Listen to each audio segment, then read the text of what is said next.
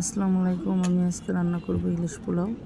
এর জন্য পেঁয়াজ বাটা, টক দই, আদা বাটা, রসুন বাটা ও একটু ধনিয়া গুঁড়া, একটু জিরা গুঁড়া, আর আমি নিয়ে নিচ্ছি শুকনো মরিচের গুঁড়া। যার যেমন ঝাল লাগবে তেমন নিয়ে নেবেন।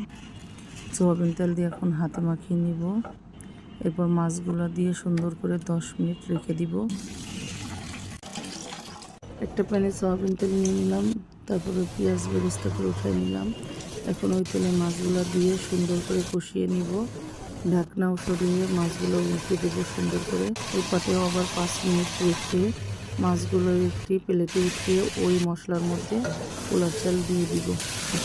সুন্দর করে নেড়ে চেড়ে পরিমাণ মতো পানি দিয়ে ঢাকনা দিয়ে ঢেকে দিব 10 মিনিটের জন্য।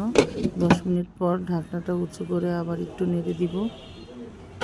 তারপর কিছু পেঁয়াজ বেরেস্তা দিয়ে আবার একটা নাড়া দিয়ে দিব। এবার মাছগুলো দিয়ে তার উপর পেঁয়াজ বেরেস্তা দিয়ে দেবো। বাস, রেডি হয়ে গেল আপনার ইলিশ পোলাও।